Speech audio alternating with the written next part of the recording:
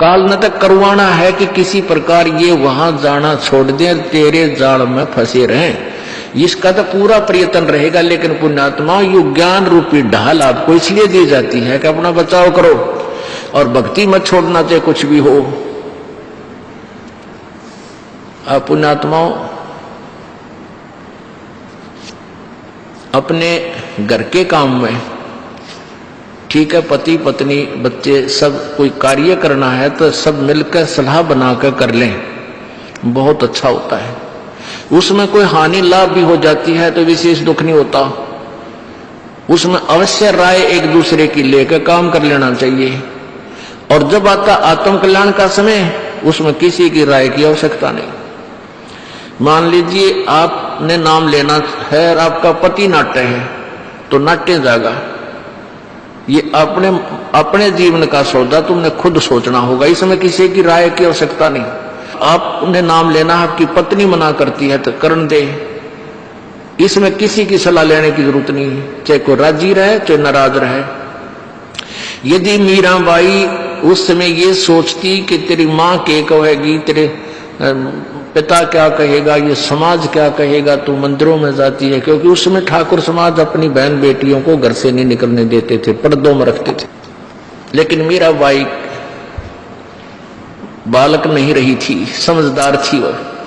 उसको पता था कि आज तो मैं लोक लाज कर मैं आकर भक्ति नहीं करूंगी और फिर कुतिया बनकर बाजार में आंडूंगी, कोई मेरी इज्जत का रक्षक नहीं मिलेगा।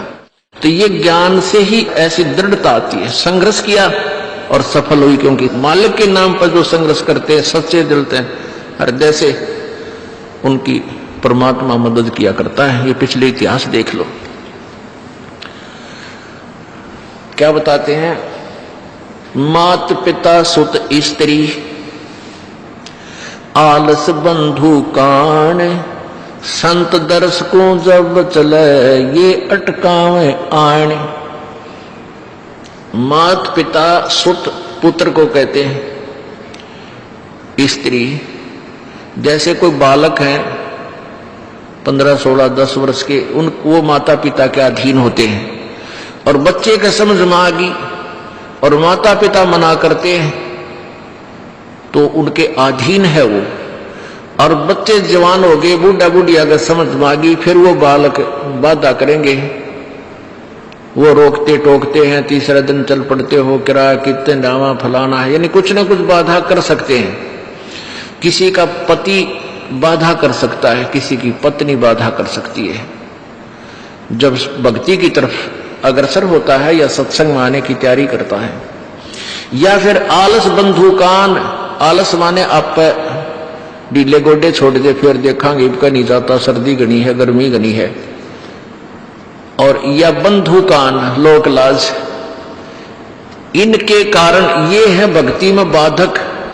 अब क्या बताते हैं परमात्मा। मात पिता सुत स्त्री आलस बंधु कान, संत दर्श को जब चले ये अटकावे आने। इनका अटकाया अटके नहीं, और संत दर्श को जाए, कह कबीर सो संत है आवागमन नसावे। इनका अटकाया अटके नहीं, और संत दर्श को जाए यानी सत्संग में अवश्य जावे, कह कबीर सो संत है आवागमन नसाए, उसका कल्याण हो। आज मीराबाई जी का कितनी श्रद्धा और आदर के साथ नाम लिया जाता है। और यदि वो उसी तरह की क्रियाएं करती जो उस समय की बहन बेटियां लोक लाज में फंसका अपना जीवन बर्बाद करगी, आज वो कुतिया बनी अंडे। परमात्मा कहते हैं नकबे सर नकबे बनी वो पैर की हार हमेल, और सुंदरी से वह कुतिया बनी सुन साहिब के खेल।